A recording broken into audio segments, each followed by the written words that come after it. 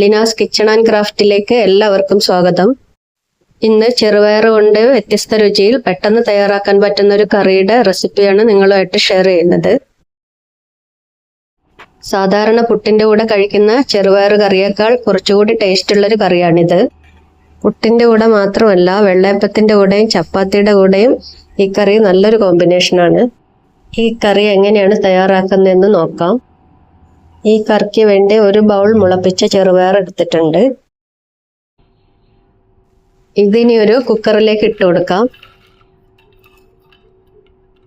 ഇനി ഇതിലേക്ക് 1 ടീസ്പൂൺ ഇഞ്ചി ചെറുതാക്കി മുറിച്ചത് ചേർക്കാം. 1 സവാള ചെറുതാക്കി മുറിച്ചത് ചേർക്കാം. പാകത്തിനുള്ള ഉപ്പ് ചേർക്കാം. 1 തണ്ട് കറിവേപ്പില ചേർക്കാം. ചെറുപയർ മുങ്ങിക്കിടക്കാൻ പാകത്തിനുള്ള വെള്ളം ഒഴിച്ചു കൊടുക്കാം. ഇതൊന്ന് മിക്സ് ചെയ്ത് കൊടുക്കാം. ഇനി ഇത് അടച്ചു വെച്ച് ഗ്യാസ് ഓണാക്കി 1 വിസിൽ അടിക്കുന്നത് വരെ വെയിറ്റ് ചെയ്യാം. 1 വിസിൽ അടിച്ചിട്ടുണ്ട്. ഇനി ഗ്യാസ് ഓഫ് ചെയ്യാം. ഇനി ഈ കറിക്ക് വേണ്ടി തേങ്ങ അരച്ചെടുക്കണം. അതിനു വേണ്ടി ഒരു മിക്സിയുടെ ജാറിലേക്ക് 2 പിടി തേങ്ങ ഇട്ട് കൊടുക്കാം.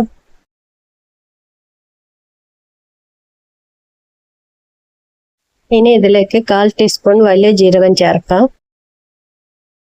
1 വെളുത്തുള്ളി അല്ലി ചേർക്കാം. വെളുത്തുള്ളി ചേർക്കുമ്പോൾ കൂടുതലാകാൻ പാടില്ല, കറിയുടെ ഫ്ലേവർ മാറിപ്പോകും. ഇത് 2 പേർക്ക് തയ്യാറാക്കുന്ന കറിയാണ്, അതിന് 1 അല്ലി മതിയാകും. ഇനി ഇതിലേക്ക് കുറച്ച് വെള്ളം ഒഴിച്ച് 1 പച്ചമുളകും കൂടി ചേർക്കണം. വീഡിയോയിൽ അരയ്ക്കുന്ന സമയത്ത് പച്ചമുളക് ഇടാൻ വിട്ടുപോയതാണ്. പച്ചമുളക് ചേർത്ത് ഒന്നുകൂടി തേങ്ങ അരക്കുന്നുണ്ട്. പച്ചമുളകും കൂടി ചേർത്ത് വീണ്ടും അരച്ചതാണിത്. ഈ അരച്ചെടുത്ത തേങ്ങ ഇനി വേവിച്ച ചെറുപയറിലേക്ക് ചേർത്ത് കൊടുക്കാം. ഇതിന് നല്ലതുപോലെ മിക്സ് ചെയ്ത് ഒന്നുകൂടി തിളപ്പിച്ചെടുക്കാം. ഇപ്പോൾ കറി നല്ലതുപോലെ തിളച്ചിട്ടുണ്ട്. ഇനി ഗ്യാസ് ഓഫ് ചെയ്യാം. ഇനി ഈ കറിയിലേക്ക് താളിച്ചൊഴിക്കാൻ വേണ്ടി ഒരു ഫ്രൈങ് പാൻ ചൂടാക്കി 1 ടേബിൾ സ്പൂൺ എണ്ണ ഒഴിച്ചു കൊടുക്കാം. എണ്ണ ചൂടായിട്ടുണ്ട്. ഇതിലേക്ക് 1 ടീസ്പൂൺ കടുക് ഇട്ട് കൊടുക്കാം. കടുക് പൊട്ടിക്കഴിഞ്ഞിട്ടുണ്ട്. ഇനി ഇത് കറിയിലേക്ക് ഒഴിച്ചു കൊടുക്കാം.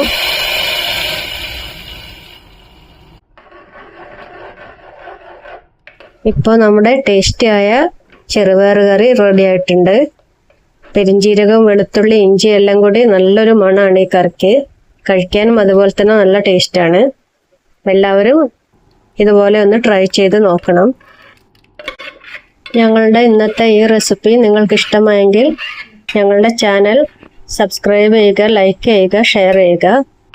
സബ്സ്ക്രൈബ് ചെയ്യുമ്പോൾ ബെല്ലൈക്കൺ കൂടി പ്രസ് ചെയ്ത് ഓൾ എന്ന ഓപ്ഷൻ കൂടി എനേബിൾ ചെയ്യണം. എങ്കിൽ മാത്രമേ ഞങ്ങളുടെ പുതിയ വീഡിയോയുടെ നോട്ടിഫിക്കേഷൻ നിങ്ങൾക്ക് ലഭിക്കുകയുള്ളൂ.